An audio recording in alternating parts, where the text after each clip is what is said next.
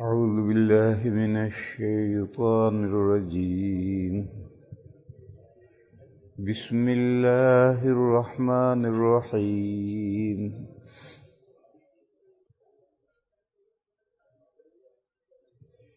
يا أهل الكتاب قد جاءكم رسولنا يبين لكم كثيرا مما كنتم تخفون من الكتاب ويعفو عن كثير.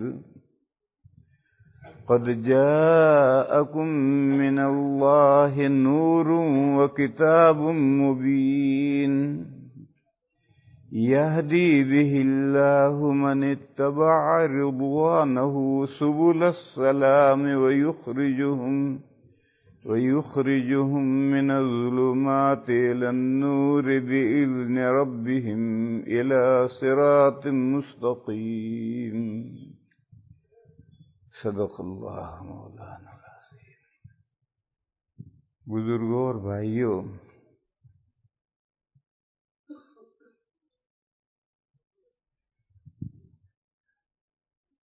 سوال یہ کیا تھا کہ دیوبند اور بریلی میں کیا فرق ہے، دیوبندیت کیا ہے اور بریلویت کیا ہے. میں نے بتلایا تھا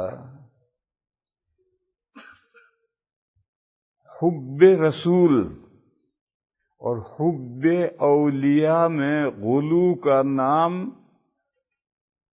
بریلویت ہے،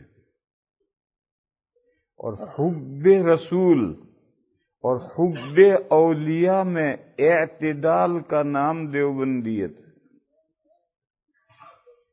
مختصر سے مختصر لفظوں میں یہ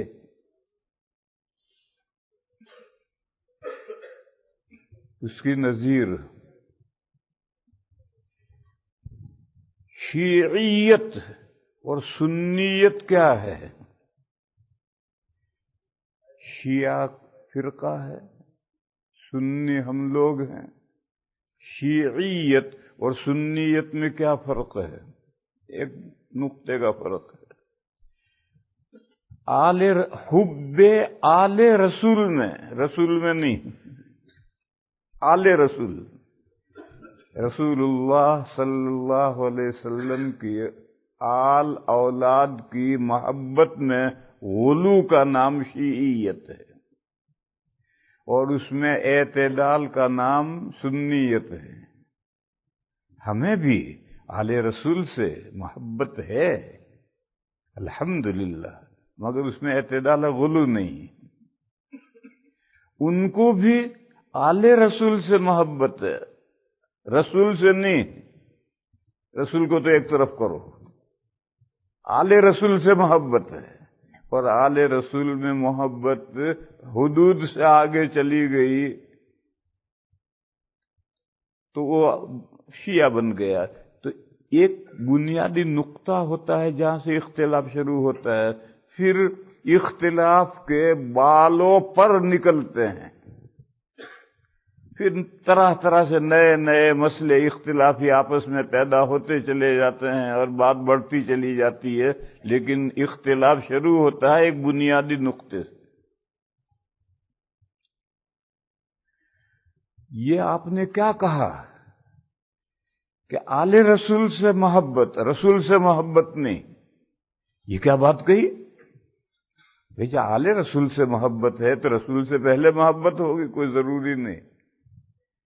آل رسول سے محبت ہو تو رسول صلی اللہ تعالی علیہ وسلم سے بھی محبت ہو، یہ ضروری نہیں. دیکھو میں اس کی نظیر دوں. ایک فرقہ ہے جو اپنے آپ کو اہل حدیث کہتا ہے، ان کو قرآن سے کوئی محبت نہیں، بس حدیث حدیث، رات دن حدیث حدیث حدیث حدیث رٹتے رہیں گے. قرآن سے ان کو کوئی محبت نہیں. ارے بھائی قرآن تو اللہ کا کلام ہے اور وہ وحی مطلوع ہے، اور حدیثیں بھی اللہ کی طرف سے وحی ہیں، اور ارشاد تو حضور کے ہیں، وحی اللہ کی ہے، تو اس کا سیکنڈ نمبر ہونا چاہیے. نہیں، انہوں نے اس کو فرسٹ نمبر کر دیا. اور قرآن کریم کی ہے، مسلمان ہیں تو مانیں گے، جب مسلمان ہے تو ماننا ہی ہے، لیکن جو اہمیت دینی چاہیے قرآن کریم کو ان کے نہیں ہے. ایک قصہ سناؤں میں تمہیں. بنارس، وارانسی، اب نیا نام اس کا یہ رکھا ہے ہندوؤں نے. وہاں ہمارے بھی بہت لوگ ہیں اور اہل حدیث بھی بہت ہیں، ان کا سب سے بڑا مدرسہ وہیں ہے. ایک مرتبہ میں وہاں ایک مدرسے کے جلسے میں گیا. ہمارا جو مدرسہ ہے وہ اور ان کا جو سب سے بڑا مدرسہ ہے، ان دونوں کے دروازوں کے درمیان میں 500,000 میٹر کا فاصلہ ہے. تو رات کو ہم پہنچے، جلسہ ولسہ ہوا، رات سو گئے، صبح اٹھے، فجر پڑھی. پھر میں نے اپنے ایک فاضل کو، جو دارالعلوم دیوبند کا فاضل تھا، میں نے اس سے کہا بھائی آؤ ان سلفیوں کے مدرسے کو دیکھ کر آئیں. انہوں نے چلو. تو ہمیں کوئی اطلاع پہلے کی نہیں تھی، ہمارے ذہن میں بھی نہیں تھا. ہم چلے جائے، گیٹ بند. تو ہم نے کھٹکھٹایا 10 منٹ کے بعد میں گیٹ کیپر نے دروازہ کھولا. وہ سو کر اٹھا ہوا، اس کی چہرے سے، شکل سے نظر آ رہا تھا کہ کمرے میں، دروازے کے پاس کمرہ تھا، اس میں سو رہا تھا. وہاں سے اٹھ کر اب آیا، آج دروازہ کھولا اس نے. میں نے اس سے کہا کہ بھئی ہمیں ریکٹر صاحب سے مقتدی حسن ازہری رحمہ اللہ، وہاں کے ریکٹر تھے، محتمم تھے اور ازہر کے پڑھے ہوئے تھے، اور مختلف سیمیناروں میں میری ان سے دید شنید تھی. دید شنید سمجھے؟ دید مانے دیکھا، اور شنید کے معنی ایک دوسرے کی باتیں سنی، ایک نے دوسرے کو دیکھا. دید کے معنی دیکھا، اور شنید معنی ایک نے دوسرے کی باتیں سنی. یہ اردو کا محاورہ پاکستان کے تو لوگ حضرات جانتے ہیں دید شنید کا مطلب، مگر ہمارے گجراتی نہیں جانتے. اس لیے میں نے بتلایا کہ دید شنید کے یہ معنی ہے. سیمیناروں میں الیک سلیک تھی، یہ دوسرا محاورہ ہے، الیک سلیک تھی. تو میں نے کہا بھائی مقتدی حسن صاحب سے ملنا ہے. تو کھڑا رہا. پھر کمرے میں گیا. ہم باہر دروازے پر کھڑے رہے، وہ کمرے میں گیا، اور اندازہ ایسا ہوا کہ اس نے فون کیا. قریب تو نہیں تھا، ذرا دور کمرہ تھا، لینڈ لائن تھی، تو کچھ سمجھ میں تو نہیں آیا. تھوڑی دیر کے بعد میں اس نے کہا کہ آپ آ جائیں کہ مقتدی حسن صاحب گھر میں ہیں، ابھی تشریف لا رہے ہیں. میں نے کہا ٹھیک ہے. ہم اندر گئے. ہم پورے 2 منزلہ مدرسہ ہے، پورے مدرسے میں نیچے اوپر گھومے تو تمام طلبہ کمروں میں سوئے پڑے تھے. فجر کی نماز ہو چکی، کوئی طالب علم اٹھا ہوا نہیں، سب سوئے پڑے تھے. گھومے پھرے، ہم نے دیکھا. دیکھ کر پھر ہم مسجد کے پاس سے گزرے تو ایک طالب علم، ساری مسجد بند ہے، ایک دروازہ کھلا ہے. ہم اندر گئے دیکھنے کے لیے تو ایک طالب علم زمین پر قرآن شریف رکھ کر پڑھ رہا تھا. بالکل زمین پر، نہ کوئی چیز بچھائی ہے، نہ کوئی رحل ہے، بالکل فرش ہوتا، مسجد میں فرش ہوتا ہے، اس فرش پر قرآن رکھ کر پڑھ رہا. تو مجھے عجیب سا معلوم ہوا. اس کے پاس میں القراءۃ الرشیدہ رکھی تھی اور قرآن کو زمین پر رکھ کر پڑھ رہا تھا. تو میں نے اس طالب علم سے کہا اللہ کے بندے، یہ تو نے القراءۃ الرشیدہ، یہ انسان کی لکھی ہوئی کتابی تو نے زمین پر رکھ رکھی ہے، اور یہ اللہ کی کتاب بھی تو نے زمین پر رکھ رکھی ہے، تیرے نزدیک ان دو کتابوں میں کوئی فرق نہیں؟ تو اسے مجھے یوں دیکھا اور دیکھ کر کے پڑھنے لگا، میری بات کا کوئی اثر قبول نہیں کیا۔ خیر ہم گھوم پھر رہے، 15-20 منٹ، آدھا گھنٹے کے بعد میں ریکٹر صاحب آئے، مقتدی حسن صاحب، اب وہ اللہ کو پیارے ہو گئے ہیں، اللہ ان کی لغزشوں سے درگزر فرمائے، ان کی مغفرت فرمائے۔ ملاقات ہوئی، ہماری پرانے تعلقات تھے، تو میں نے سب سے پہلے یہ بات کہی، میں نے کہا اظہری صاحب میں مسجد میں یہ تماشا دیکھ کر آیا ہوں کہ کتاب بھی اس نے القراءۃ الراشدہ بھی نیچے رکھ رکھی طالب علم نے، اور قرآن بھی نیچے رکھ رکھا۔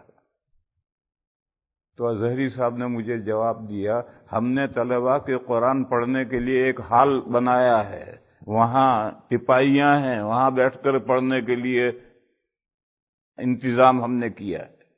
یہ مجھے انہوں نے جواب دیا ہے کہ ہم نے طلباء کے قرآن پڑھنے کے لیے ایک ہال بنایا ہے، وہاں ٹپائیاں ہیں، اس کا ہم نے انتظام کیا ہے، مگر یہ بدتمیز طالب علم جو کر رہا تھا اس کے بارے میں کچھ نہیں بولے۔ اصل کیا ہے، ان کے یہاں قرآن کا نمبر دوسرے درجے پر ہے، آپ ان کی گفتگویں مہینہ بھر 6 مہینے سنتے رہیں، حدیث بخاری، کبھی ایک دن بھی قرآن کا نام نہیں لیں گے، قرآن کی ایک آیت بھی کبھی نہیں پڑھیں گے، قرآن کی ایک آیت سے بھی استدلال نہیں کریں گے۔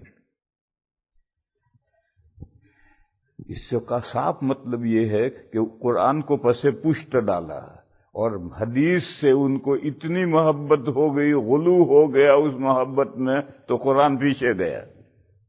اسی طریقے پر میرے بھائیو، شیعوں کو رسول صلی اللہ تعالی علیہ وسلم سے نہیں، آل رسول سے، حضور کی اولاد سے اتنی محبت ہو گئی کہ 12 امام بنا دیے، 12 اماموں پر وحی کے قائل ہو گئے، اور 12 اماموں کی وحی سے حضور کی وحی منسوخ بھی ہو سکتی ہے، اور 12 امام بھی معصوم ہیں، یہ سب اس میں سے عقائد پھوٹ نکلے۔ اولاد میں حضرت علی سے امام شروع ہوتے ہیں، حضرت علی اولاد میں نہیں ہیں، چچازاد بھائی ہیں اور داماد ہیں، مگر سب لوگ سن ان لو کہتے ہیں داماد کو، تو انہوں نے ان کو بھی آل رسول میں، حضرت علی کو بھی آل رسول میں لے لیا۔ پھر حضرت علی کی وہ اولاد جو حضرت فاطمہ سے ہے، حضرت علی کی رضی اللہ تعالی عنہ وکرم وجہہ، ان کی کئی بیویاں رہی ہیں، جب تک سب سے پہلا نکاح حضرت فاطمہ سے ہوا، اور جب تک حضرت فاطمہ حیات رہی دوسرا کوئی نکاح نہیں کیا، لیکن حضرت فاطمہ کا بہت جلدی انتقال ہو گیا۔ ان کے انتقال کے بعد میں حضرت علی کی نے کئی نکاح کیے ہیں، اور اس زمانے میں باندیوں کا بھی دور تھا، تو حضرت علی کی 17 لڑکے تھے۔ لڑکیاں کتنی تھی معلوم نہیں، عرب لڑکیوں کو اظہار نہیں کرتے۔ آج بھی آپ کسی سے پوچھیں آپ کی کیا اولاد ہے تو صرف لڑکے بتائے گا، لڑکیوں کو نہیں بتائے گا۔ گویا لڑکیوں کا اجنبیوں کے سامنے نام لینا یہ بھی بے پردگی ہے، عرب اس کو برداشت نہیں کرتے۔ اور ہم اجمی، کوئی پوچھے آپ کی کیا اولاد ہے تو سب سے پہلے لڑکیوں کو گنائیں گے، لڑکوں کو بعد میں۔ یہ بے حجابی ہے، بے پردگی ہے۔ عرب کبھی، چنانچہ تاریخ میں صحابہ کے حالات پڑھو، لڑکوں کا تذکرہ آئے گا، لڑکیوں کا کوئی ذکر نہیں آئے گا کتنے۔ اور آج بھی کسی عرب سے پوچھو، یہاں کا عرب نہیں، وہاں سے جو عرب یہاں آ گیا وہ نہیں، وہ تو یہاں آ کر یہاں کے رنگ میں رنگ گیا۔ وہاں جو عرب ہیں کسی سے پوچھو صرف لڑکے بتائے گا، لڑکیوں کو نہیں بتائے گا۔ تو حضرت علی کرم اللہ تعالی وجہہ کی 3 لڑکے اور 2 لڑکیاں حضرت فاطمہ رضی اللہ تعالی عنہا کے بطن سے تھی۔ ان 3 لڑکوں میں سے ایک لڑکے بچپن میں انتقال کر گئے تھے، ان کا نام تھا محسن، اور 2 صاحبزادے زندہ رہے بڑے ہوئے حضرت حسن اور حضرت حسین رضی اللہ تعالی عنہما، اور دو لڑکیاں امامہ اور ام کلثوم، یہ دو لڑکیاں بھی بڑی ہوئی۔ یہ جو حضرت فاطمہ کے بطن سے حضرت علی کی اولاد ہے، یہ آل رسول کہلاتی ہے۔ اور عجیب و غریب ہیں، حضرت علی کو آل میں لیا، وہ سن آف لو ہیں، داماد ہیں، داماد کو بیٹا ہی کہتے ہیں، تو حضرت علی کو تو آل رسول میں لیا، اور حضرت علی کی ساری اولاد کو نہیں لیا، صرف حضرت فاطمہ سے جو اولاد ہے اس کو آل رسول میں لیا۔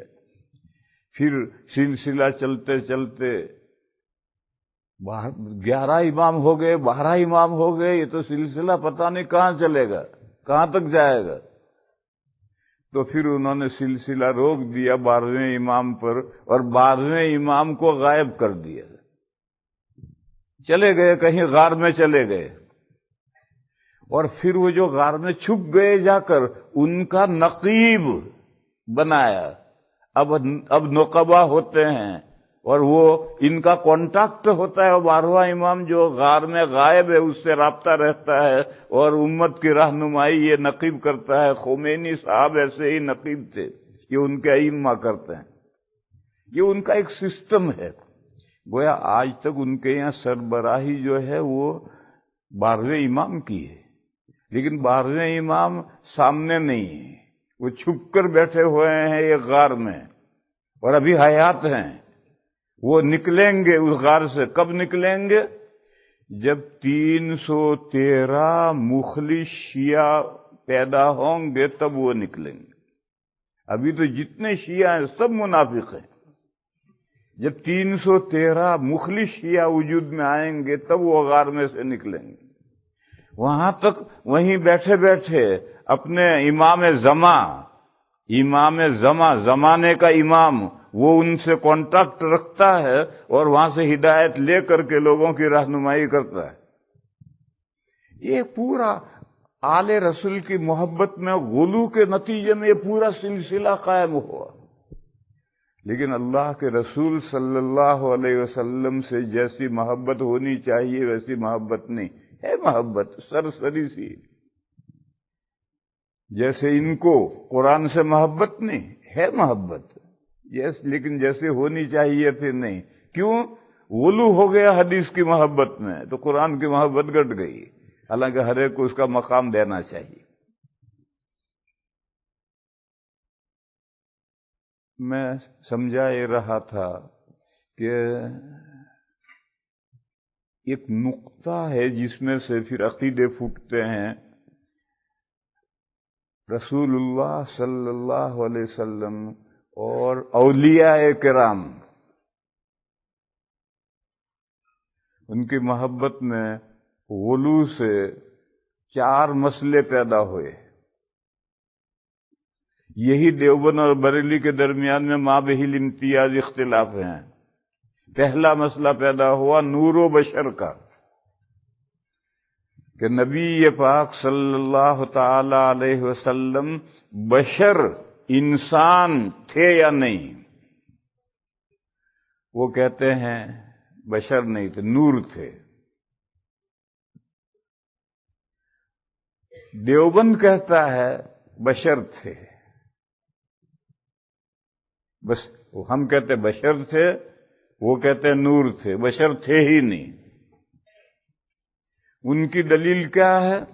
ان کی دلیل قرآن کریم میں سے وہ آیت کریمہ ہے جو میں نے پڑھی، یا اہل الکتاب قد جاءکم رسولنا یبین لہم کثیرا مما تخفون من الکتاب ویعفو عن کثیر قد جاءکم من اللہ نور و کتاب مبین۔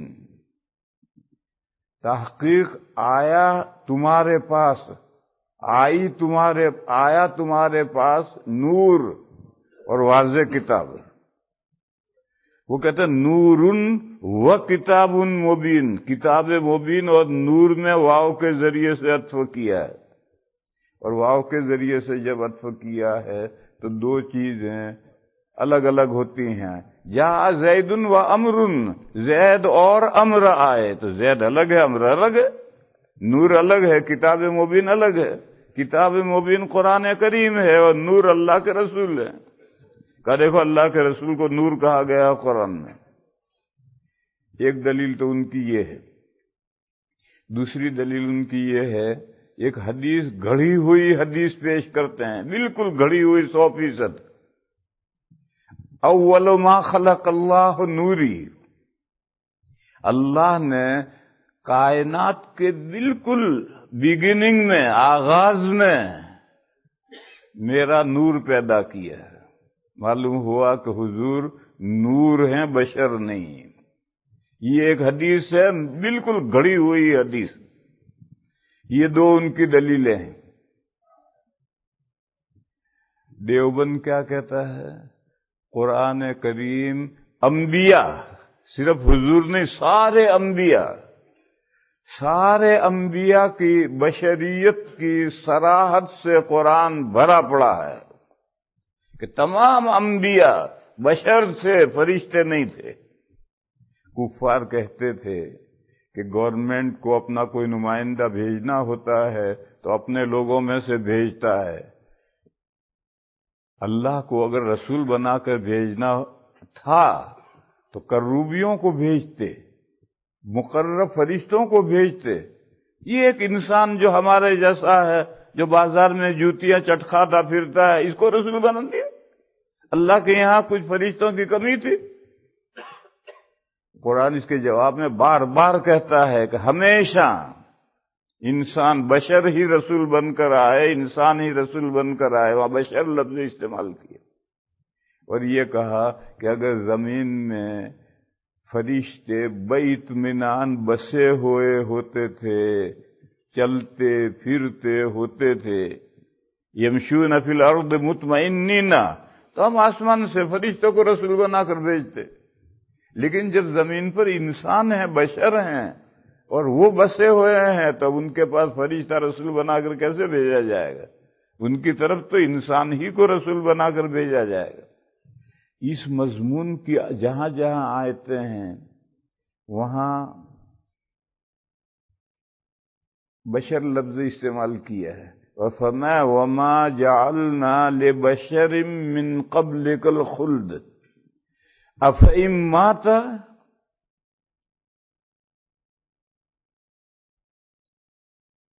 أَمْ هُمُ الْخَالِدُونَ،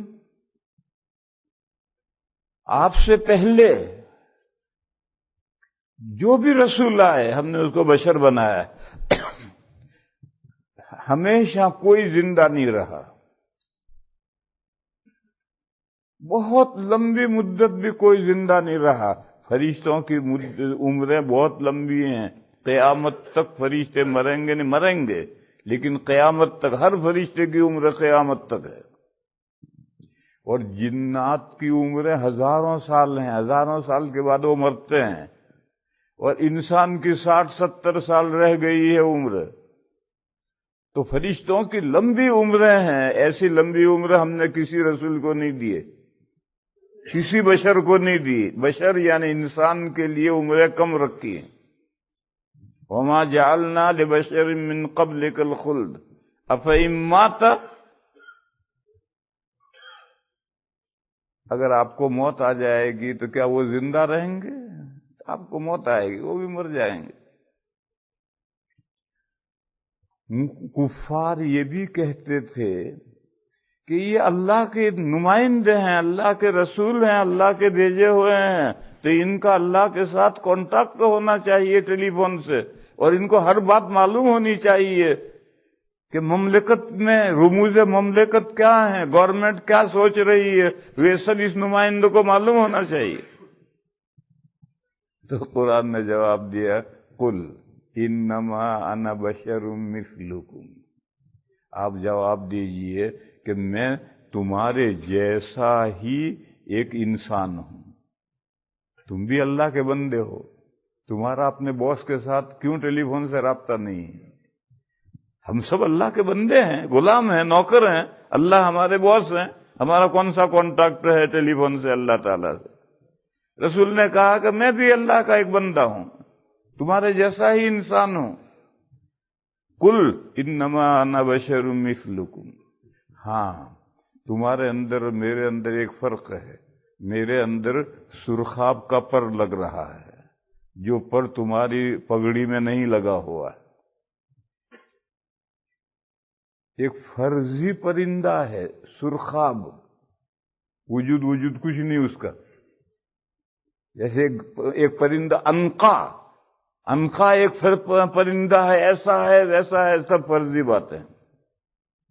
एक पहाड़ है कोहे काफ, वो सब फर्जी बातें हैं। ऐसे लोगों को बेवकूफ बनाने के लिए हर जमाने में कुछ फर्जी बातें होती हैं। और आजकल तो आपका जो ये व्हाट्सएप क्या है, व्हाट्सएप, ये जो आजकल व्हाट्सएप निकली है आप हजरात की, ये तो सारी खुराफात का मजमूआ है। रोज एक नई खबर घड़ी हुई इसके ऊपर व्हाट्सएप पर आ जाएगी। ये हर जमाने में ये सब बकवास चलते रहते हैं। ये पुराने जमाने की बकवास है कि अनका परिंदा है, कोहे काफ सोने का एक पहाड़ है, और एक सुरखा परिंदा है, उसका कहाँ रहता है? का जहाँ 7 समंदर इकट्ठा होते वहां रहता है। 7 समंदर तो कहीं भी इकट्ठा नहीं होते। वो परिंदा आज तक किसी ने नहीं देखा, लेकिन वो 7 समंदर जहां रहता है वहां उनका पर कभी कभी गिर जाता है, तो वो पर मिल जाता है। और वो पर इतना खूबसूरत है और इतना मुबारक है कि बादशाह उसे पगड़ी में यूं घुसाते हैं। मुगल बादशाहों के तुमने फोटो देखे होंगे तो उनकी पगड़ी में एक यहाँ पर होगा, वो सुरखाब का पर, यानी खास इम्तियाज जो किसी को हासिल नहीं है। मेरी पगड़ी में सुरखाब का पर लग रहा है और किसी के पास में ये सुरखाब का पर नहीं है। तो मैंने जो मुहावरा इस्तेमाल किया कि मैं तुम्हारे जैसा ही इंसान हूं, तुम बंदे हो, तुम्हारा अपने बॉस से टेलीफोन से राब्ता नहीं है, तो मैं भी तुम्हारे जैसा इंसान हूं, मेरा कहां से राब्ता होगा? हाँ, मेरे अंदर तुम्हारे अंदर एक फर्क है। मेरे अंदर एक सुरखाब का पर लग रहा है। वो क्या पर लग रहा है कि मेरे पास अल्लाह के माबूद होने की वही आती है कि माबूद वो अकेले हैं, उनके अलावा कोई माबूद नहीं है। और तुमने मंदिरों में जो खुदा बिठा रखे हैं ये कोई माबूद नहीं है, ये वही आती है मेरे पास। कुल इन्नमा अना बशरुम मिस्लुकुम यूहा इलैया अन्नमा इलाहुकुम इलाहुन वाहिद। बहरहाल ऐसी और बहुत सी आयतें हैं जिसमें तमाम अंबिया की और खास तौर पर आकाए नामदार सल्लल्लाहु ताला अलैहि वसल्लम के इंसान होने की, बशर होने की सराहत है कि वो इंसान थे। और ये हदीस अव्वल मा खलक़ल्लाहु नूरी, अल्लाह ने सबसे पहले मेरे नूर पैदा किया, ये बोगस हदीस है, मौजू हदीस है, गढ़ी हुई हदीस है, इसका कोई सर पैर नहीं है। सीरत की एक किताब है मवाहिबे लदुनिया की शरह, जुर्कानी, 8 जिल्दों में है। उस सीरत की किताब है हुजूर के हालात में, तो उसने ये हदीस लिखी है और हदीस लिखकर ये कहा कि ये मुसन्नफ अब्दुल रज़्ज़ाक में ये हदीस है। हवाला मार दिया उसने। अब मुसन्नफ अब्दुल रज़्ज़ाक का कोई वजूद ही नहीं। अब ये हवाला सही है या नहीं है, मेरे भाइयों यहां रुक कर याद रखो, ये जो लोग हवाले देते हैं उनमें से 50% हवाले भी बोगस होते हैं। लिहाजा किसी हवाले पर एतमाद मत करो। उसने कहा फला किताब में, उस किताब में ढूंढो है या नहीं।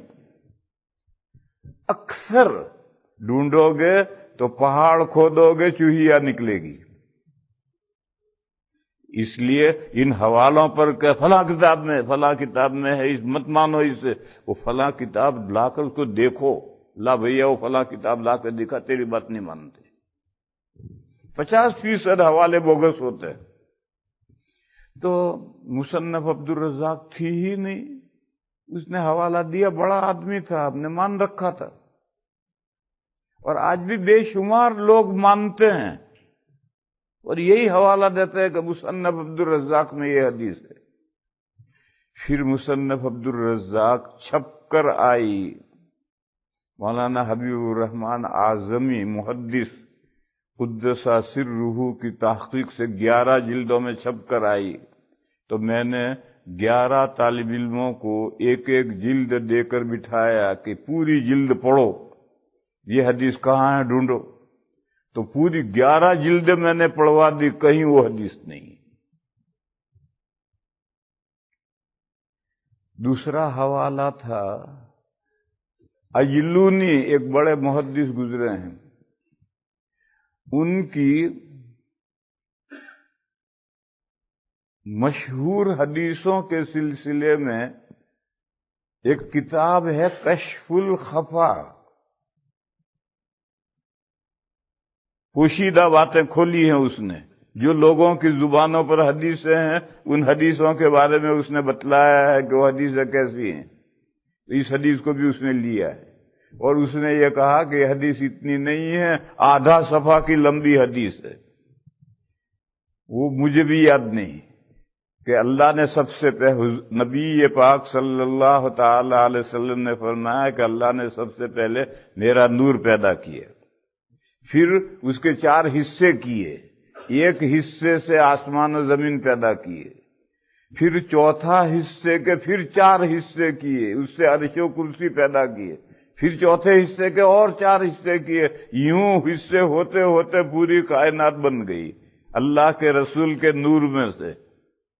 یہ تو وہی نظریہ ہو گیا وحدت الوجود والا۔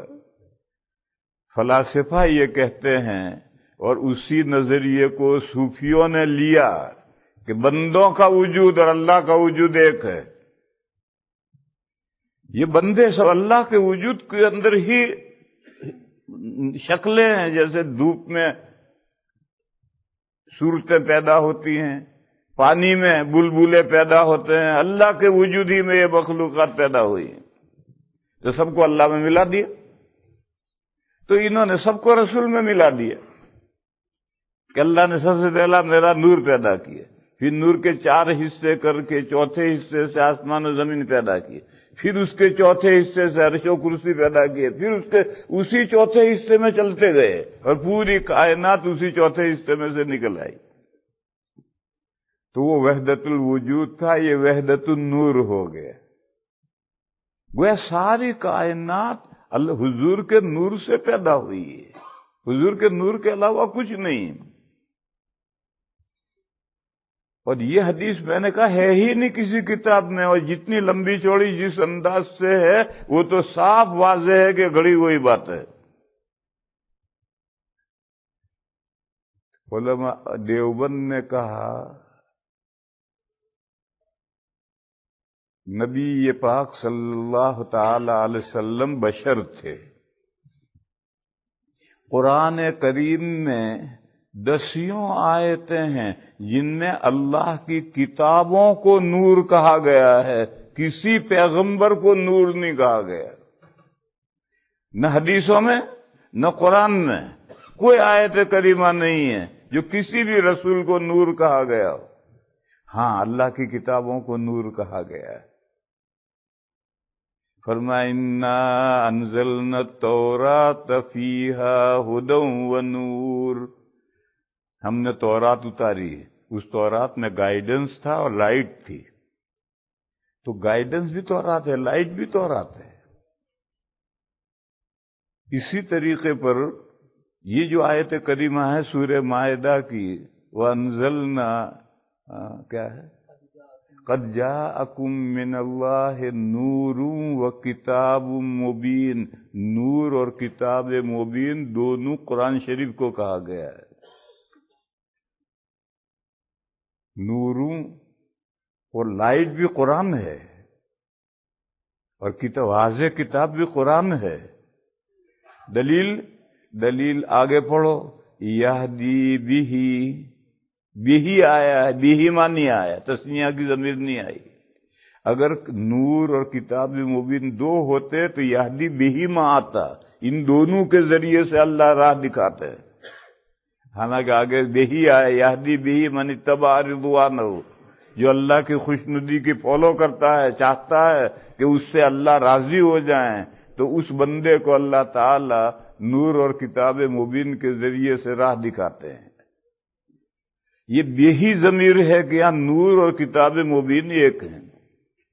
کہ بعض مفسرین نے لکھا ہے کہ نور سے مراد حضور پاک صلی اللہ علیہ وسلم ہے، لکھا ہے.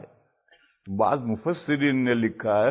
قرآن تو مفرد کی ضمیر استعمال کر رہا ہے، تو ہم قرآن کی سنیں گے یا بعض مفسرین کی سنیں گے؟ قرآن کریم تو کہتا ہے یہدی بہی.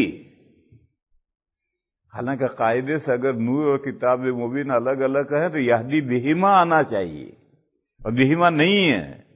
تو ہم قرآن کی سنیں؟ قرآن کہتا ہے کہ نور اور کتاب مبین ایک ہیں، اور فلاں مفسر کہتے ہیں کہ دو ہیں، نور سے مراد حضور ہیں.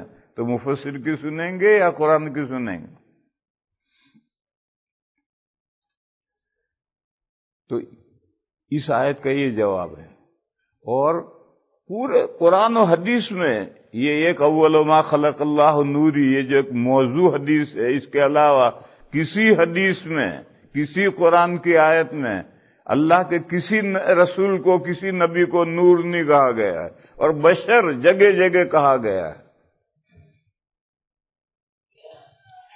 بعض لوگ تعویل کرتے ہیں، ایسی تعویل لا یروا بہ قائلہ، ایسی تعویل جو عقیدے والے کو پسند نہیں ہے. عقیدے والے بریلوی ہیں کہ انبیاء بشر نہیں ہیں، نور ہیں. تو وہ تعویل ایسی تعویل کرتے ہیں جو ان قائلین کو پسند ہی نہیں ہے. وہ یہ کہتے ہیں کہ نبی پاک صلی اللہ تعالی علیہ وسلم بشر بھی تھے، نور بھی تھے. اس کو تو وہ مانتے ہی نہیں، بشر مانتے ہی نہیں کہ وہ ایک وقت میں بشر بھی تھے اور نور بھی تھے. یہ ایسی تعویل ہے کہ لا یرضی بہ قائلہ. یہ جو مسئلہ ہے کہ نبی پاک صلی اللہ تعالی علیہ وسلم نور تھے یا بشر تھے، اس میں سے مسئلہ نکلا کہ حضور پاک صلی اللہ تعالی علیہ وسلم کا سایہ تھا یا نہیں تھا. ظاہر ہے نور کا کوئی سایہ نہیں ہے. یہ بتیاں سب جل رہی ہیں، لائٹ ہے، نور ہے، ان کا کہاں سایہ ہے؟ اور بشر ہیں، جیسے ہم سب بشر ہیں تو ہمارے سایہ ہیں، تو حضور کا بھی سایہ ہوگا. یہ مسئلہ پیدا ہوا. ان بریلیوں نے کہا حضور کا کوئی سایہ نہیں تھا، وہ نور تھے. ہم کہتے ہیں کہ نہیں، سایہ تھا، بشر تھے. اور یہ جو قول ہے کہ نور بھی تھے اور بشر بھی تھے، یہ ایسی تعویل ہے جس کے قائل راضی نہیں ہے، پسند نہیں کرتا ہے. بریلوی نور اور بشر دونوں باتیں حضور کو نہیں مانتے، وہ کہتے ہیں وہ نور ہی تھے. اور یہ جو فرمایا قل انما انا بشر مثلکم، تو وہ کہتے ہیں کہ انا الگ ہے، ماں الگ ہے. اور انا کے معنی ہے بے شک، اور ماں کے معنی ہے نہیں. آپ جواب دیجئے بے شک نہیں ہوں میں تمہارے جیسا انسان.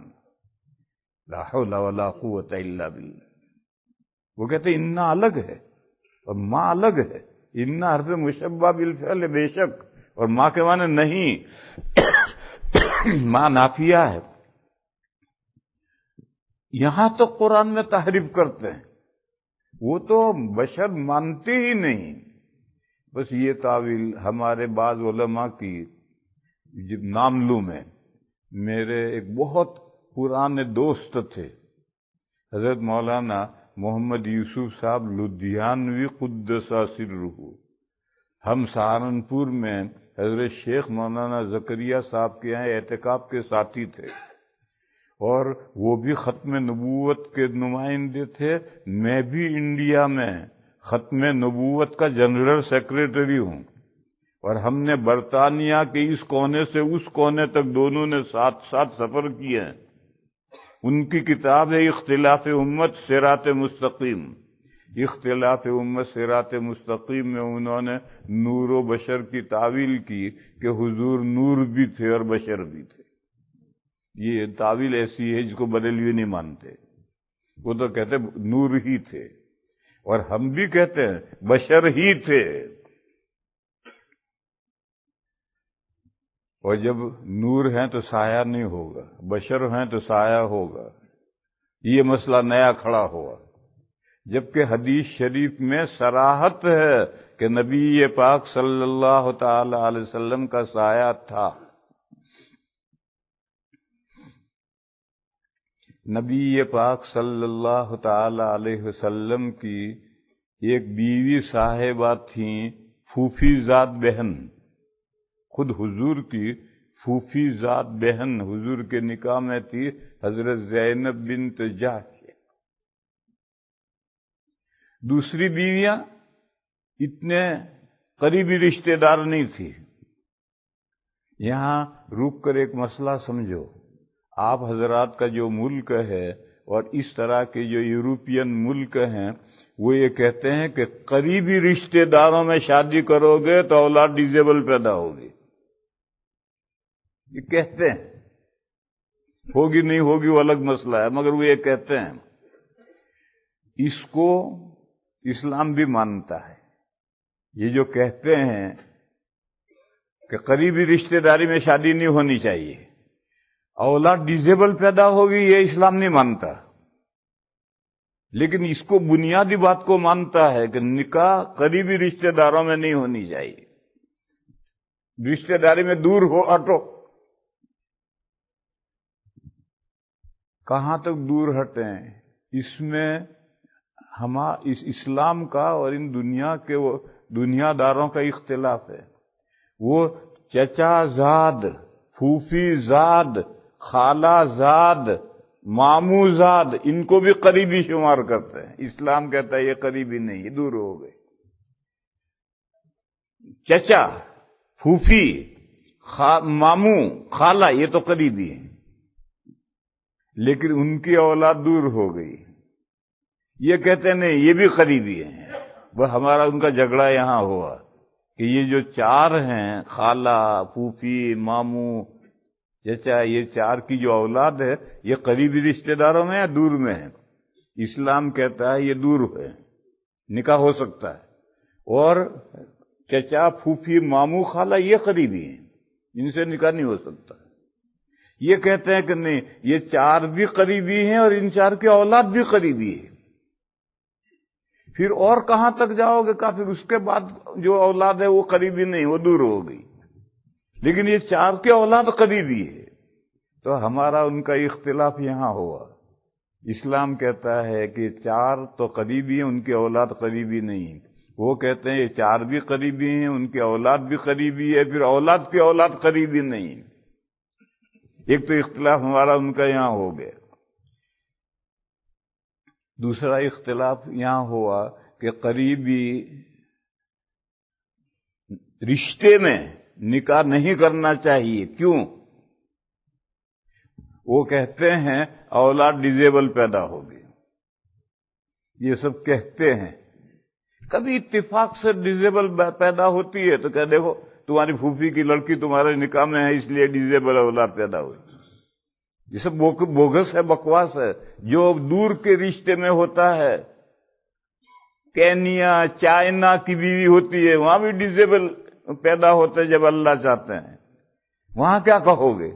میں چپ رہیں گے، کچھ نہیں بولیں گے۔ تو یہ جو ان کا کانسیپٹ ہے، تصور کہ قریبی رشتے میں نکاح نہیں ہونا چاہیے، اولاد ڈیزیبل پیدا ہوگی، اسلام اسے نہیں مانتا۔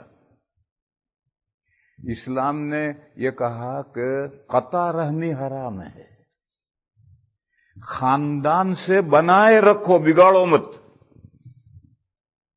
قطع رحمی مانے خاندانی رشتہ داری کو کاٹنا حرام ہے، قطع رحمی حرام ہے۔ یہ رحمی ناتا، رشتہ داری کہاں تک لے جاؤ گے؟ تو سارے انسان ایک ماں باپ کے اولاد ہیں، تو آخر کہاں تک لے جاؤ گے؟ اس ناطے کو کہاں تک لے جاؤ گے؟ کہیں روکنا تو پڑے گا۔ اب اگر بہن نکاح میں ہے اور میاں بیوی میں ہو گیا جھگڑا، تو وہ جھگڑا کہاں تک پہنچتا ہے آپ لوگ جانتے ہیں۔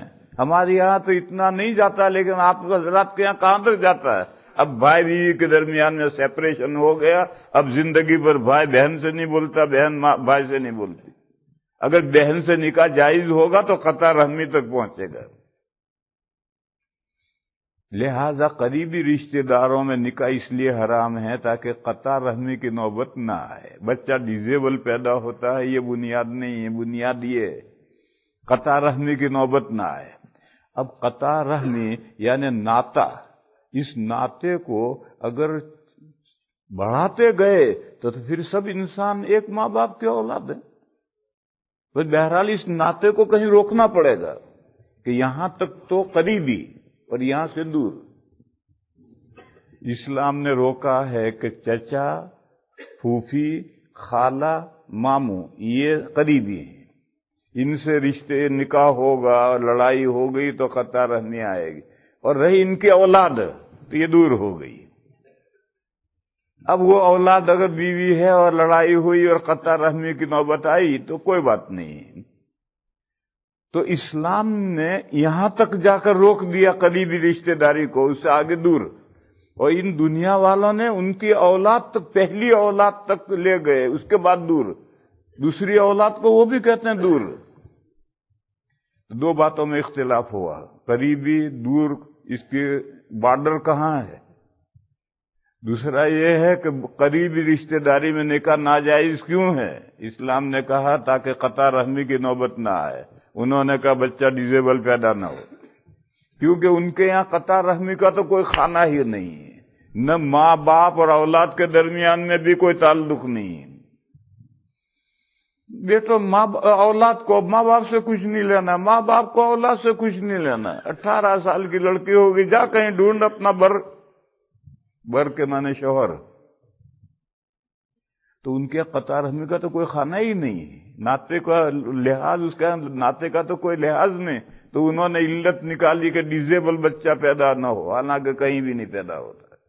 اصل علت یہ ہے کہ اگر قریبی رشتہ داری میں نکاح ہوا، خیر میں دوسری طرف بہک گیا۔ نبی پاک صلی اللہ تعالی علیہ وسلم کی ایک بیوی تھی حضرت زینب بنت جحش، وہ حضور کی پھوپھی ذات بہن تھی۔ اس سے معلوم ہوا کہ نیئر قریبی رشتہ دار، پھوپھی تو قریبی ہے، پھوپھی سے نکاح نہیں ہو سکتا، لیکن پھوپھی کی لڑکی سے نکاح ہو سکتا ہے، وہ قریب نہیں ہے۔ دوسری تمام ازواج مطہرات ایسی رشتہ دار نہیں تھی، دور تھی۔ اور جو خاندان کی بیوی ہوتی ہے وہ سر چڑھی ہوتی ہے، دور کی ہوتی ہے وہ دور کی ہوتی ہے، وہ زیادہ بولتی نہیں ہے، لیکن خاندان کی ہو تو وہ سر چڑھی ہوتی ہے۔ تو ایک مرتبہ حضرت زینب نے کوئی نامناسب بات کہہ دی تو حضور کو ناراضگی ہو گئی اور حضور ناراض ہو گئے اور ان کے پاس جانا ہی چھوڑ دیا۔ ایک مہینہ گزر گیا۔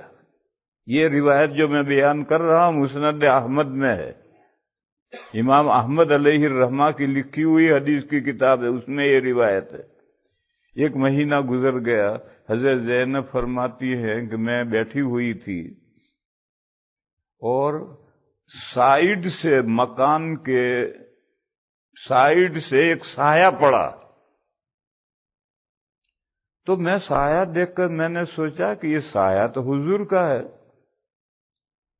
اور حضور تو مجھ سے ناراض ہیں، میرے پاس آتے نہیں، پھر یہ سایہ کس کا ہے؟ یہ میں سوچ ہی رہی تھی اور حضور نمودار ہوئے۔ یہ روایت مسند احمد میں ہے کہ انہوں نے سایہ دیکھ کر حضرت زینب نے سوچا کہ سایہ تو حضور کا ہے اور حضور تو ناراض ہیں، میرے پاس آتے نہیں، یہ سوچ ہی رہی تھی اور حضور نمودار ہوئے۔ تو حدیث سے ثابت ہوا کہ نبی پاک صلی اللہ تعالی علیہ وسلم کا سایہ تھا، حدیث سے ثابت ہے۔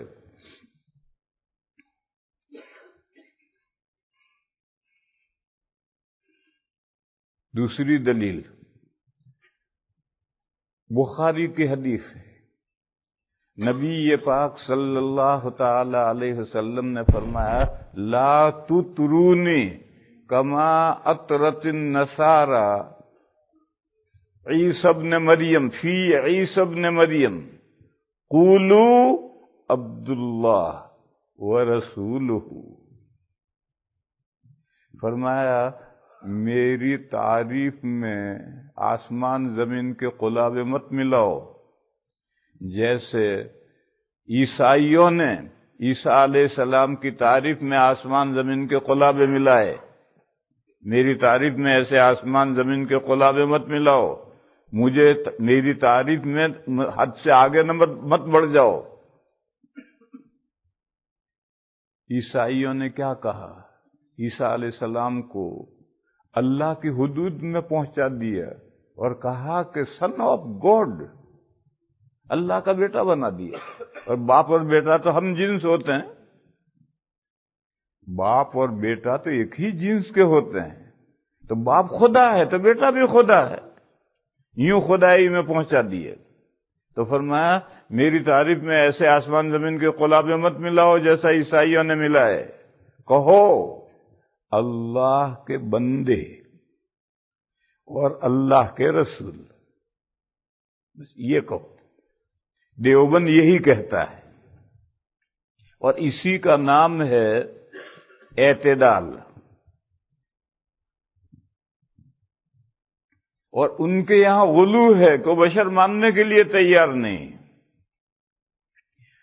تو رسول اللہ صلی اللہ علیہ وسلم کی محبت میں جو غلو ہوا تو اس میں سے پہلا مسئلہ یہ پیدا ہوا، نور و بشر کا مسئلہ کہلاتا ہے. یہ بریلوی اللہ کو بشر ماننے، رسول اللہ کو بشر ماننے کے لیے تیار ہی نہیں ہے، اور دیوبندی کافر اس لیے ہیں کہ وہ حضور کو بشر مانتے ہیں اور اپنے جیسا بشر مانتے ہیں، اس لیے وہ کافر ہیں.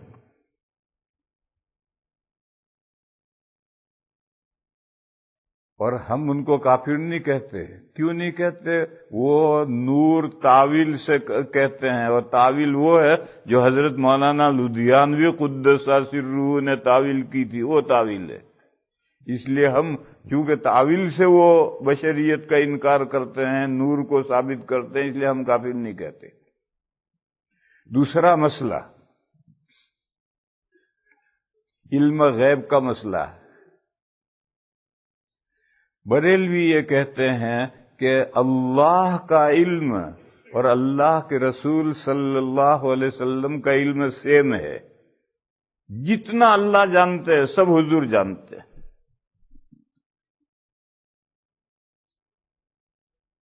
غیب و شہادت کو بھی جانتے ہیں.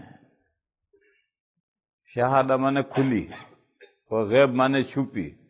کھلی چھپی تمام چیزیں جانتے ہیں. یہ چھپی ہمارے لیے، اللہ کے لیے کوئی چیز چھپی نہیں ہے. غیب و شہادت ہمارے اعتبار سے، جیسے بھلی بری تقدیر اللہ کے اعتبار سے نہیں ہے، ہمارے اعتبار سے ہے. ہمارے لیے کیا مفید ہے، کیا مضر ہے، یہ بات ازلی پلاننگ میں شامل ہے. تو بھلی بری تقدیر ہمارے اعتبار سے، اللہ کے اعتبار سے نہیں ہے. اسی طریقے پر کھلی چھپی یہ ہمارے اعتبار سے، اللہ کے اعتبار سے کوئی چیز چھپی نہیں ہے. تو اللہ ہر چیز کو جانتے ہیں، غیب و شہادہ کو جانتے ہیں. نبی پاک صلی اللہ تعالی علیہ وسلم بھی غیب و شہادہ کو جانتے ہیں. جتنا علم اللہ کا وہ سارا علم اللہ نے اپنے رسول کو دے دیا. مگر پھر تعویل کرتے ہیں کہ اللہ کا علم تو ذاتی ہے اور حضور کا علم عطائی ہے، اللہ نے حضور کو علم دیا ہے. یہ تعویل کرتے ہیں. جبکہ قرآن کریم میں 20ویں پارے کے شروع میں صراحت ہے، قل لا يعلم من في السماوات والارض الغیب الا اللہ. آپ کہیے کہ آسمانوں میں اور زمین میں کوئی غیب کو نہیں جانتا سوائے اللہ کے. ہر پوشیدہ چیز کو، ہر غیب کو صرف اللہ تعالی جانتے ہیں۔ اللہ کے علاوہ آسمانوں میں بھی کوئی غیب نہیں جانتا، زمین میں بھی کوئی غیب نہیں جانتا۔ قل لا يعلم من في السماوات والارض الغیب الا اللہ۔ مثال مارو، کوئی ایک بات بتاؤ جسے اللہ کے علاوہ کوئی نہ جانتا ہو۔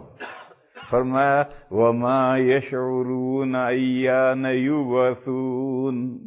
کسی مخلوق کو نہیں معلوم کہ یہ دنیا جو چل رہی ہے یہ دنیا کب ختم ہوگی اور دوسری دنیا کب شروع ہوگی، اور مردے زندہ کر کے کب اٹھائے جائیں گے، کوئی مخلوق نہیں جانتی۔ حضرت اسرافیل علیہ السلام جو سور پھونکیں گے اور ان کے سور پھونکنے پر یہ دنیا ختم ہوگی، ان کو بھی نہیں معلوم کہ کب سور پھونکا جائے گا۔ بس ایک جزیہ ثابت ہو گیا کہ اس کو یہ غیب ہے، چھپی ہوئی بات ہے، اور اس کو اللہ کے علاوہ کوئی مخلوق نہیں جانتی۔ معلوم ہوا کہ عالم الغیب و شہادہ صرف اللہ تعالی ہے، اللہ کے علاوہ کوئی مخلوق عالم الغیب و شہادہ نہیں۔ پھر یہ جو مثال دی ہے کہ ایان یبعثون، کب مخلوقات دوبارہ زندہ کی جائے گی، اس کو کوئی نہیں جانتا۔ یہ نہیں جانتا، یہ کس درجے کا نہیں جاننا ہے؟ اس درجے کا ہے کہ ساری دنیا مل کر ریسرچ کرنے بیٹھ جائے تو ابھی نہیں جان سکتی۔ بل ادارک علمہم فی الآخرہ، بلکہ تھک کر رہ گیا ہے ان کا علم آخرت کے معاملے میں۔ ساری دنیا مل کر کے ریسرچ کرنے بیٹھے تو ابھی نہیں جان سکتی۔ علم کے اعتبار سے بعد از خدا، اللہ کے بعد تمام مخلوقات میں سب سے بڑا مقام آقائے نامدار سرکار مدینہ صلی اللہ تعالی علیہ وسلم کا ہے۔ لیکن ان سے جب جبرائیل نے پوچھا متی الساعہ، قیامت کب آئے گی، تو آپ نے فرمایا جتنا تم جانتے ہو اتنا ہی میں جانتا ہوں۔ آپ سے میرے پاس اس سلسلے میں زیادہ علم نہیں ہے۔ آپ کیا جانتے ہیں کہ قیامت آئے گی بالیقین؟ میں بھی جانتا ہوں کہ قیامت آئے گی بالیقین۔ کب آئے گی آپ بھی نہیں جانتے، اس لیے پوچھ رہے، میں بھی نہیں جانتا، کیا بتلاؤں؟ تو جس کو ساری کائنات سے زیادہ علم دیا گیا ہے، اللہ کے برابر نہیں، ساری کائنات سے زیادہ علم دیا گیا ہے، وہ بھی کہتا ہے مجھے نہیں معلوم قیامت کب آئے گی۔ تو پھر کون سے ساری کائنات اکٹھا ہو کر ریسرچ کرنے بیٹھ جائے تو ابھی نہیں جان سکتی کہ قیامت کب آئے گی۔ بل ادارک علمہم فی الآخرہ، ان کا علم تو آخرت کے معاملے میں تھک کر رہ گیا ہے۔ یہ بریلوی حضرات یہ کہتے ہیں کہ اللہ کے علم میں اور اللہ کے رسول صلی اللہ علیہ وسلم کے علم میں کمیت کے اعتبار سے کوئی فرق نہیں، کوانٹیٹی، کمیت کے اعتبار سے کوئی فرق نہیں۔ جتنا اللہ جانتے ہیں سارا حضور جانتے ہیں۔ ہاں، کوالٹی کے اعتبار سے فرق ہے، کیفیت کے اعتبار سے فرق ہے۔ اللہ کا علم ذاتی ہے اور حضور کا علم عطائی ہے، اللہ کا دیا ہوا ہے۔ یہ تعویل کیوں انہوں نے عطائی اور ذاتی کی؟ اس وجہ سے علماء دیوبند نے ان کو کافر نہیں کہا، لیکن بہرحال ان کی رائے غلط ہے۔ اللہ کے برابر کسی کا علم نہیں۔ یہاں رک کر کے ایک درمیان میں مسئلہ سمجھو۔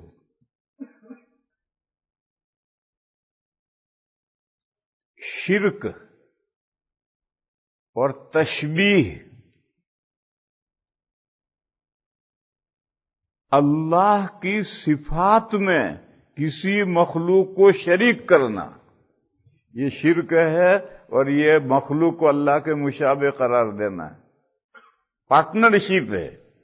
پارٹنرشپ ذات میں تو ہو نہیں سکتی۔ اللہ کی ذات تو ہے احد، الون، یگانہ، وہ ذات تو ایک ہے، پھر پارٹنرشپ قائم ہوگی صفات میں۔ تو اللہ کی کسی صفت میں کسی مخلوق کو برابر گردان دینا یا حصے دار گردان دینا، یہ شرک ہے۔ یہی تشبیہ ہے کہ مخلوق کو اللہ کے مشابہ اور مانند گردانا ہے۔ تو یہ عقیدہ کہ جتنا علم اللہ کا ہے اتنا ہی علم کسی مخلوق کا ہے، یہ شرک ہے۔ اللہ کی صفت علم میں مخلوق کو پارٹنر بنا دیا، شریک گردان دیا، یہ شرک ہے۔ مگر اس کے باوجود دیوبند نے بریلویوں کو کافر نہیں کہا۔ کیوں؟ وہ یہ کہتے ہیں کہ شریک ہم نے نہیں کیا، اللہ نے اپنے شریک کر لیا اپنے حبیب کو، جتنا علم خود جانتے تھے وہ سارا حضور کو دے دیا، عطائی۔ تو ذاتی نہیں مانتے، کہا ذاتی علم ہوتا کسی مخلوق کو تو اللہ کے برابر ہوتا ہے، لیکن ذاتی علم نہیں ہے، یہ تعویل کرتے ہیں۔ اس لیے باقی یہ عقیدہ ہے، مشرکانہ عقیدہ ہے، شرکی عقیدہ۔ اللہ کی صفت علم میں کسی کو برابر گرداننا، وہ کہتے ہیں ہم نے نہیں گردانا، اللہ نے برابر کیا ہے۔ عطائی کا مطلب یہ، ارے تم نے کیا، اللہ نے کیا۔ قرآن و حدیث کہتا ہے کہ اللہ کی کسی صفت میں اللہ کے برابر کوئی نہیں ہے۔ پھر سرکار مدینہ صفت علم میں برابر کیسے ہو گئے؟ تو دوسرا مسئلہ یہ تھا علم الغیب، شہادہ کا علم تو ہمیں بھی وہ گھڑی لگ رہی ہوئی ہے، 8:35 ہوئے، میں دیکھ رہا ہوں، یہ شہادہ ہے۔ اس گھڑی کے پیچھے ایک کیڑا چل رہا ہے، وہ میں نہیں دیکھ رہا، وہ غیب ہے میرے لیے۔ تو جو چیزیں دکھ رہی ہیں وہ تو ہم جانتے ہیں، لیکن غیب جو چھپا ہوا ہے وہ ہم نہیں جانتے۔ تو علم الغیب، چھپی ہوئی چیزوں کا علم، اللہ ہی کو ہے یا اللہ کے علاوہ کسی اور کو بھی ہے، یہ ہمارے ان کے درمیان میں مسئلہ اختلافی ہوا، اور یہ مشرکانہ عقیدہ ہے، مگر ہم ان کو کافر نہیں کہتے، اس لیے وہ تعویل کرتے ہیں۔ تیسرا مسئلہ اسی سے پیدا ہوا اور بڑی اہمیت حاصل کر گیا، اور وہ مسئلہ ہے حاضر ناظر۔ وہ کہتے ہیں نبی پاک صلی اللہ تعالی علیہ وسلم ہر جگہ موجود ہیں اور ہر چیز دیکھ رہے ہیں۔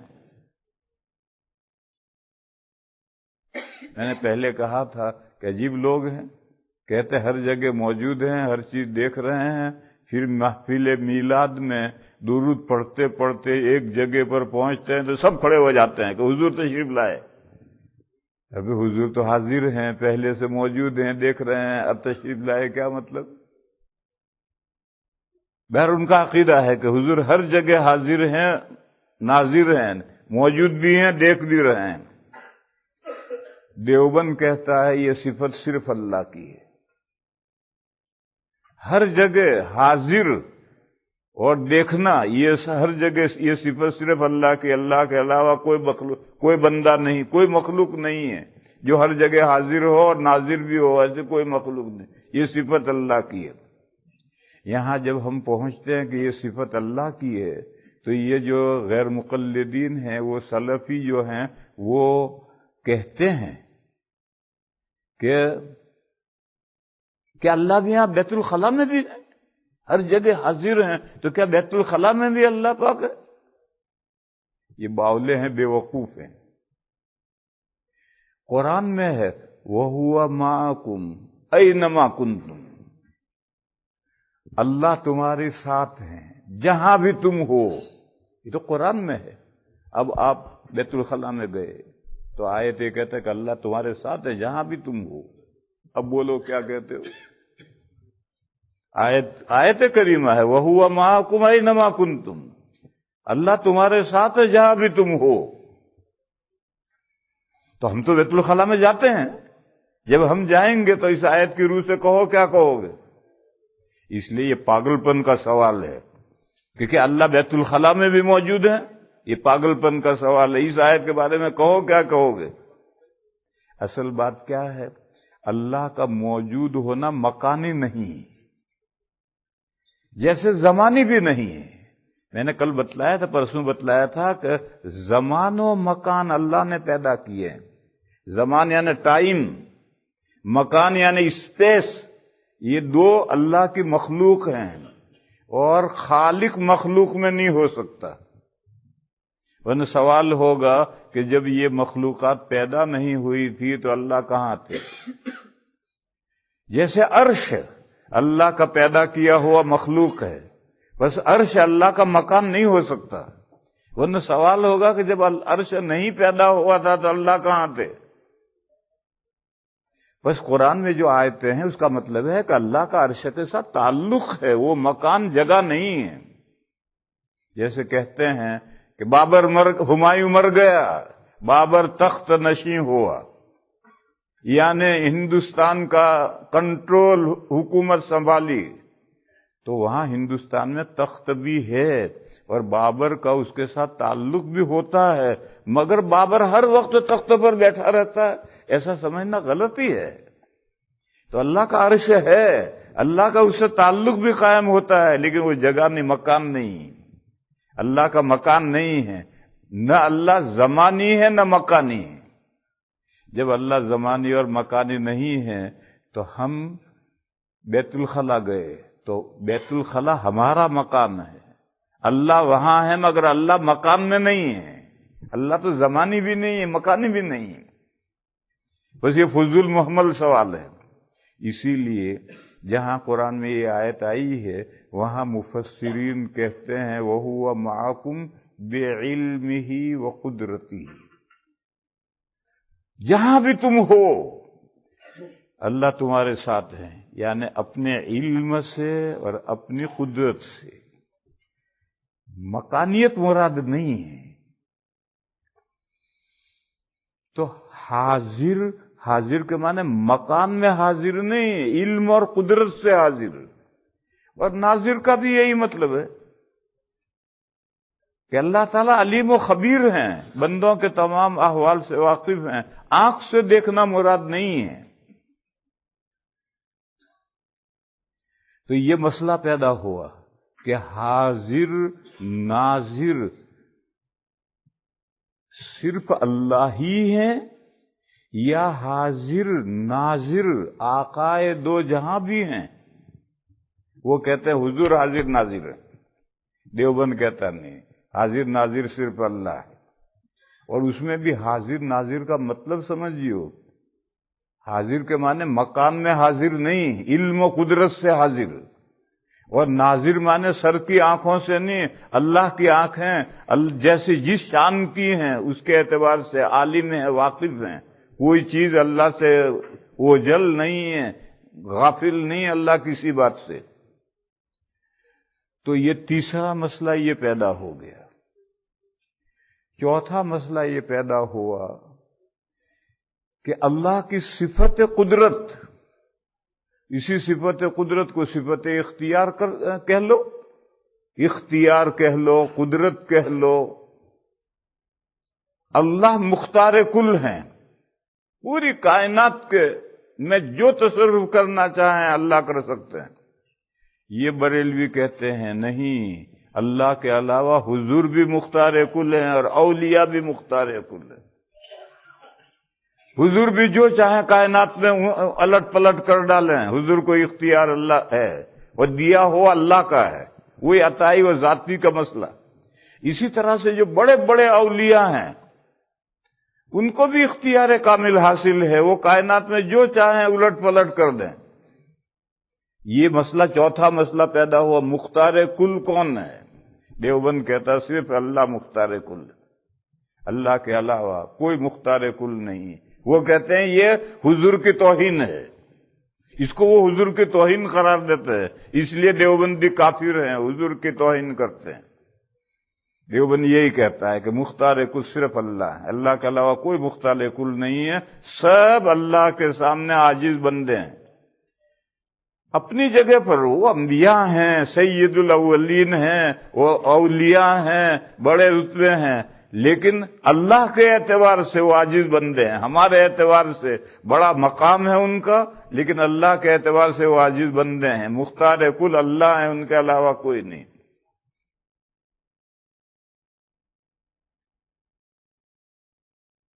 حقانی صاحب انڈیا میں ایک وائز مقرر گزرے ہیں، وہ بریلویوں کے خلاف بڑی زور کی تقریریں کیا کرتے تھے.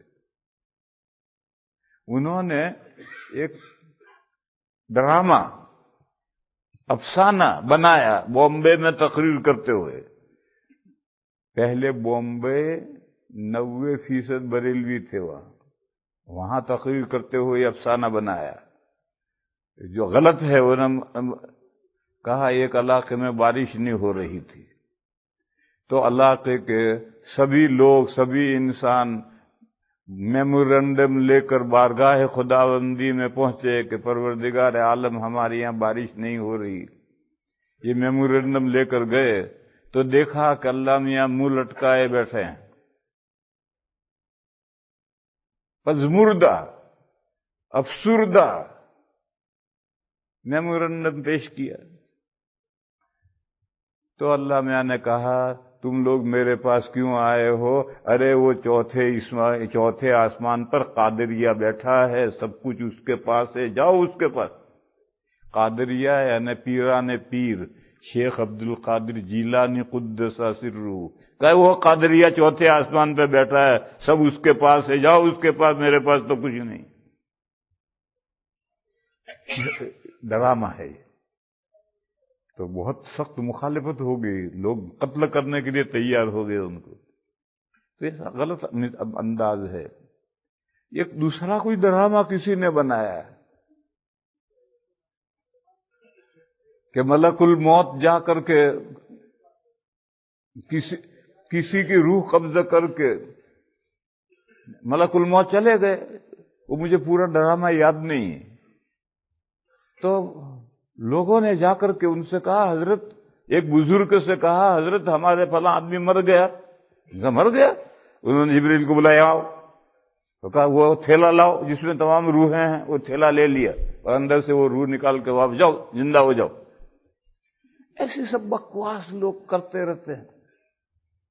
گویا اولیاء حضور ہی کو نہیں، اولیاء کو بھی اختیار کل ہے، جو چاہے تصرف کریں، جس چاہے جو چاہے ہیر پھیر کریں. پھر اس کو انہوں نے کرامت کے ساتھ رلایا. جیسے معجزہ برحق ہے، شرح عقائد میں ہے کرامت الاولیاء حق. کرامت کیا ہے اور اختیار کامل کیا ہے؟ کرامت یہ ہے کہ جب اللہ چاہیں کسی ولی کے ہاتھ پر کوئی خرق عادت ظاہر کرے. مجھے عبد الرحیم بھائی نے قصہ سنایا، لندن والے، لندن میں ہماری مسجد کا صدر ہے. اس نے ابھی مجھے قصہ سنایا کہ ایک مرتبہ حضرت مولانا اسد مدنی قدس سرہ کی ان کے بڑے بھائی ہیں سلیمان بھائی، انہوں نے دعوت کی تھی. تو جیسے دعوت میں ہوتا ہے 10 12 15 آدمیوں کا کھانا بنایا تھا. اب مولانا جب گھر دعوت کھانے پہنچے تو ان کے ساتھ ایک بھیڑ چلتی تھی، خاص طور پر بنگلہ دیش والے تو بڑے معتقد تھے. تو 50-60 آدمی ساتھ میں آ گئے. اب آ کر کے سب دسترخوان پہ بیٹھ گئے. اب کھانا تو 10 12 آدمیوں کا ہے. تو مولانا نے خود کہا، سلیمان گھبرا مت، تیرے پاس جو کھانا ہے لا، مجھے لا کر دے دے. وہ دے دیا سب لا کر. خود نکال کے پلیٹوں میں دینا شروع کیا. کھاؤ بھائی، چلو کھا لو. ابھی کھانا ختم نہیں ہوا تھا اور سب شکم سیر ہو کر اٹھ گئے. تو یہ تو جب اللہ چاہتے ہیں تو کسی بندے کے ہاتھ پر کوئی خرق عادت ظاہر کرتے ہیں. اس میں اس بندے کا کوئی کمال نہیں ہوتا. اس بندے کا جو اللہ سے تعلق ہے اس کا تو دخل ہوتا ہے، لیکن وہ کام اللہ کرتے ہیں. کھانے میں برکت وہاں اسد صاحب نے نہیں پیدا کی، وہ اللہ نے پیدا کی. مگر ان کا اللہ سے جو ایک تعلق ہے، اس تعلق کی وجہ سے اللہ نے وہ برکت پیدا کی. تو انہوں نے مختار کل کے مسئلے کو اس کرامت کے مسئلے کے ساتھ رلا دیا، اور طاہر القادری نے ایسے تمام واقعات زلزلے میں اکٹھا کیے اور کہا دیکھو ان کا مولوی اسد کھانے میں برکت کر سکتا ہے اور پیرانے پیر کچھ نہیں کر سکتے، اللہ کے رسول کچھ نہیں کر سکتے، یہ بکواس ہے۔ یہ تو کرامات ہے، اور کرامات کا کوئی منکر نہیں، اور جیسے معجزہ نبی کے اختیار میں نہیں ہوتا ہے، اللہ کے اختیار میں ہے، جب اللہ چاہیں گے معجزہ ظاہر ہوگا، ایسے کرامتیں بھی ولی کے اختیار میں نہیں ہیں، اللہ کے اختیار میں ہے، جب اللہ چاہیں گے ولی کے ہاتھ میں کرامت ظاہر ہوگی۔ بہرحال انہوں نے اس مسئلے کو طاہر القادری نے زلزلے میں اور ان کو اس طرح سے رلایا کہ وہ اپنے بزرگوں کی یہ باتیں مانتے ہیں، اور ہم کہتے ہیں حضور مختار تھے، اولیاء مختار تھے تو نہیں مانتے۔ ارے یہ تو کرامتوں کے واقعات ہیں، اور یہ کرامتیں تو اللہ کی پیدا کی اختیار میں ہے، نبی کا اس میں کوئی اختیار نہیں ہوتا۔ میں مثال دوں ایک سفر میں، وقت ختم ہونے جا رہا ہے لیکن پھر بات رہ جائے گی۔ ایک سفر میں کھانا پانی ختم، تو لوگوں نے حضور سے کہا یا رسول اللہ کچھ کھانے پینے کے لیے نہیں رہا، تو ہمارے جو سواری کے اونٹ ہیں ان کو ہم ذبح کریں کھانے کے لیے؟ تو حضور نے فرمایا کر لو بھائی۔ اب وہ چلے، حضرت عمر مل گئے، انہوں نے ذکر کیا کہ ہم حضور کے پاس گئے تھے، حضور نے پرمیشن دے دیا ہے کہ سواری کے اونٹ ذبح کر لو اور کھاؤ۔ تو حضرت عمر نے کہا اللہ کے بندو، سواری کے اونٹ سے ذبح کر لو گے تو پھر سفر کیسے کرو گے؟ چلو واپس۔ سب کو لے کر واپس آئے اور حضور سے عرض کیا یا رسول اللہ، لوگ اگر سواری کے اونٹ ذبح کر لیں گے تو پھر سفر کیسے کریں گے؟ تو حضور نے فرمایا پھر عمر ایسا کرو، قبیلے میں اعلان کرو، قافلے میں اعلان کرو کہ جس کے پاس جو کھانے کی چیز ہو لے آؤ۔ تو اس کے بعد 2 مٹھی کھجوریں تھی، کسی کے پاس 2 مٹھی ستو تھے، کسی کے پاس 2 روٹی تھی، وہ سب لائے اور ایک چمڑے کا دسترخوان بچھا کر کے وہ ڈال دیا تھوڑا سا۔ حضور نے اس میں دعا پڑھ کے پھونکی اور فرمایا قافلے میں اعلان کر دو، لوگ اپنے اپنے تھیلے لا کر اس میں سے بھر جائیں۔ تو سب قافلہ آیا اور سب تھیلے لے کر کے سب بھر کر لے گئے، اور وہ دسترخوان پر جتنا تھا اتنا ہی رہا۔ تو اب دیکھو پہلے جب صحابہ نے کہا تھا تو حضور نے کہا سواری کے اونٹ ذبح کر کے کھا لو، حضور کے اختیار میں ہوتا تو پہلے ہی نہ کہتے۔ جب حضرت عمر نے کہا کہ پھر سفر کیسے ہوگا، تو پھر حضور نے دعا فرمائی اور کھانا بڑھ گیا۔ تو یہ تو کرامتوں اور معجزات کا باب الگ ہے، اختیار کا باب نہیں ہے، مگر وہ اللہ کے بندے اس کو اختیار سمجھتے ہیں، اور وہ کہتے ہیں حضور بھی مختار کل تھے اور اولیاء کرام بھی اختیار کامل رکھتے ہیں۔ دیوبند کہتا ہے نہیں، وہ کہتے ہیں حضور کو اختیار کامل اللہ نے دیا تھا، اولیاء کو اختیار کامل اللہ نے دیا تھا، تعویل کرتے ہیں۔ دیوبند کہتا ہے نہیں، اللہ نے کسی کو اختیار کامل نہیں دیا، اختیار کامل اللہ ہی کا ہے۔ اس صفت میں حضور اللہ کے ساتھ کوئی مخلوق شریک ہو سہیم نہیں ہے۔ وآخر دعوانا الحمد